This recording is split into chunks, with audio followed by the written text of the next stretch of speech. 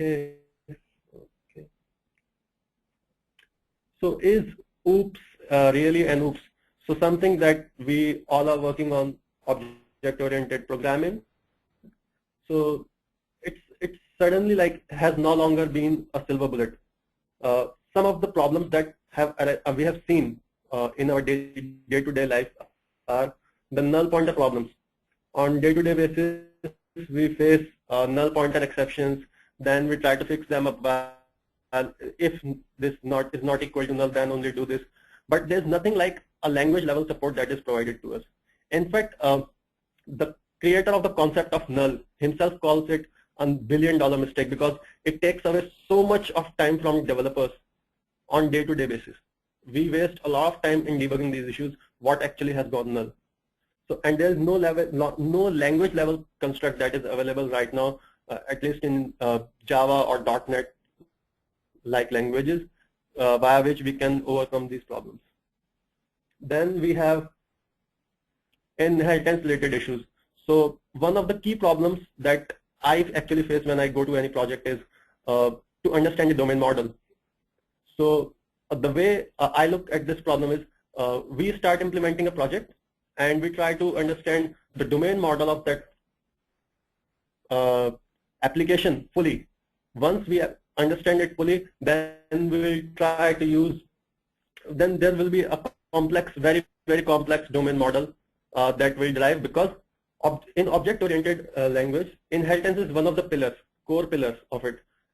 And you would have came across the code where inheritance is being used just to reuse a function or two functions, whereas that is not the intent of inheritance. We all know, like there are theories like Liskinov substitution principle. So whenever we apply inheritance, there has to be a reason behind it. It should not be used for reusing the code. There are other ways of reusing the code like composition. Other than this, inheritance has got serious implications when we actually get into the distributed programming or object programming.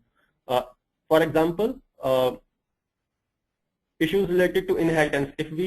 If our domain model is actually serialized, now in case we want to change anything in future, we can't, because those objects are already serialized and people are using it somewhere.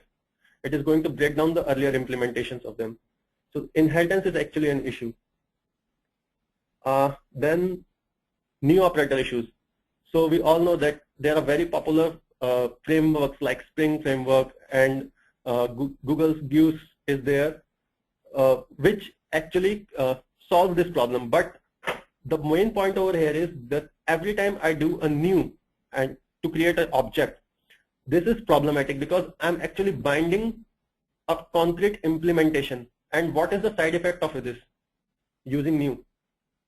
The testability of my project, actually I make it very hard, because now I'm having concrete implementations. So in case I need to test my trade object, which is actually a complicated object, if I want to test it and I have used somewhere in my code new my trade object, if I have done anything like that, I cannot mock that object very simply.